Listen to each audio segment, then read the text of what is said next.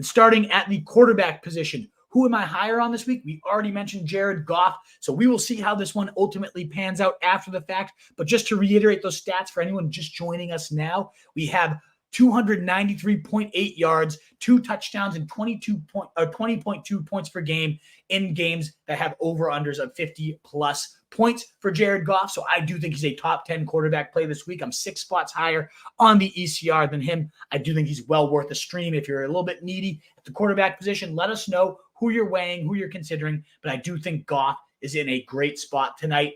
But in terms of after Thursday Night Football, you will be shocked by this one. You would be remiss if you did not bring Daniel Jones up in a positive light at some point. I apparently am the biggest Giants fan in the world. And obviously that's not true. I'm a diehard New England fan. But for fantasy purposes, everybody that's watched the show knows at this point I am all in on Daniel Jones.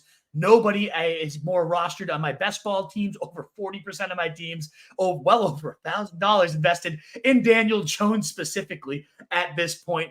What could go wrong? It's Daniel Jones. I have him at least 2 spots above the ECR at quarterback 12, though he's ranked outside of the starters. And I just wanted to make sure to emphasize, if you have Daniel Jones, I definitely consider him a starter, even though it's not a great matchup. 22nd in points allowed were the Cowboys, 14.29. But I do think this game does have potential shootout written all over it for Sunday Night Football. Daniel Jones, Brian Daboll, tandem in year 2. All offseason, we've continued to hammer the parallels between Daniel Jones, cannon arm, mobility, Josh Allen as well, cannon arm, mobility. Now, I know Daniel Jones, he's not Josh Allen, but under Daboll's tutelage for 2 years, we saw an enormous leap from the quarterback 14 to the quarterback 3 for Josh Allen. And yes, they did add Stephon Diggs, but they also did add Darren Waller, not Diggs, and Jones isn't Allen. I understand that, but a huge addition nonetheless. I think they kick off the season, show that this is an offense that is going to consistently put up 28 to 30 points a week,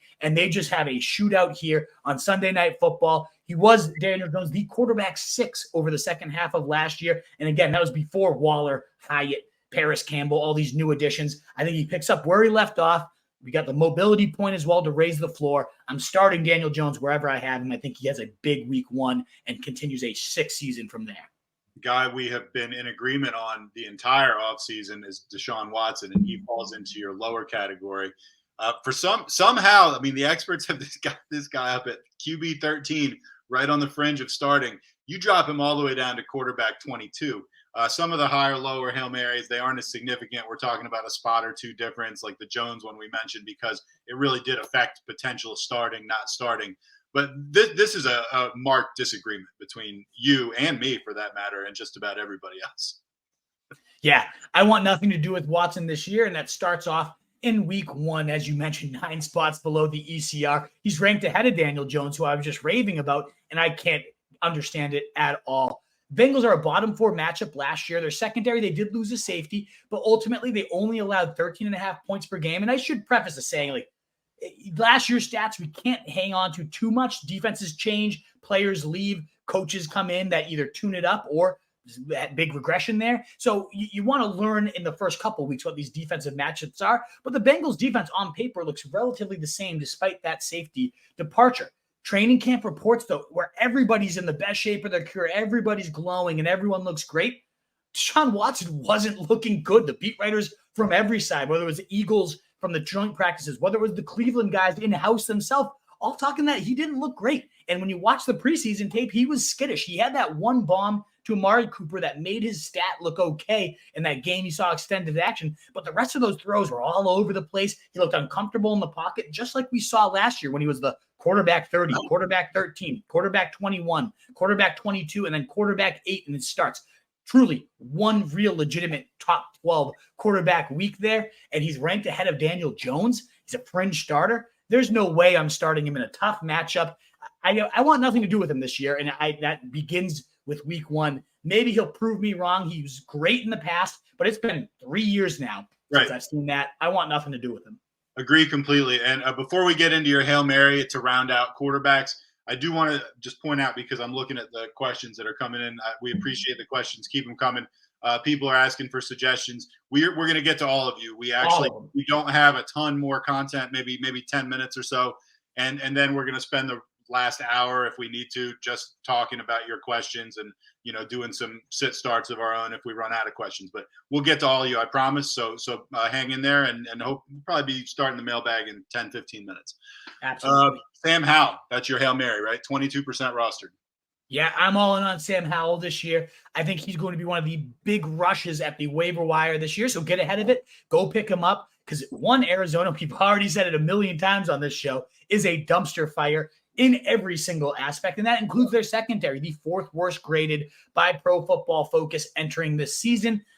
We saw Howell light it up this preseason, 28 of 37, 265 yards, 3 touchdowns in addition to 4 rushes and 25 yards, and that's in about 3/4 of action. The guy has great Konami upside. He had multiple rushing scores across last preseason. He had a rushing touchdown in his only start last year, so we know he can get the leg points. He had over 1,000 rushing yards when he was at North Carolina his junior season, and I really just love this Eric Bieniemy offense. I think he's going to be on a mission this year to prove he deserves a head coaching gig away from Andy Reid. And based on the preseason usage, which you don't want to overreact to, he might have been facing some backups, but I did notice 1, a much pass-happier Commanders team, 2, a much faster-paced Commanders team, and then 3, Bieniemy's a mismatch scheming nightmare. You saw the running backs moving all over the place. Jahan Dotson's a terror. I mean, between now, the fact that McLaurin's fully practicing, you got Dotson, Gibson out wide. I just think this offense is going to smash teams, especially shitty teams like the Arizona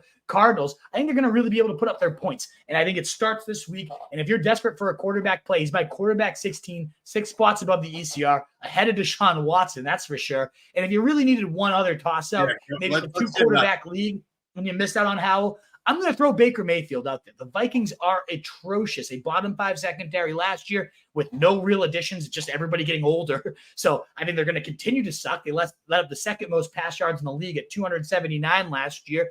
And the best part is they're a points factory on offense. So it's just shootout after shootout. I think every week you're going to be well off if you're targeting games that face the Vikings. So even if it's not in your seasonal league, I think Baker Mayfield and at least the weapons there make some interesting DFS plays against a awful Viking secondary when they're going to be chasing points all afternoon. Todd Bowles loves to throw the rock. I know he had Tom Brady and that influenced things, but I think that trend will continue at least while they're chasing points against the Vikings. And the awesome thing, especially as it pertains to week 1, we always throw out a couple things, storylines at the position we're watching. You got 3 of them written down. I agree with all of them completely. Obviously, we're going to be watching Anthony Richardson closely. Can't wait to see what happens there. And as far as established QBs starting with new teams, Derek Carr, Aaron Rodgers, I mean, the Hard Knocks has obviously gotten us even more fired up for that, but I can't wait for those either. That's going to do it for quarterbacks. What is up, you fantasy wolf? Thanks so much for tuning in. If you haven't already, share your thoughts in the comments, check out some more videos, and join the newest Wolfpack by subscribing below.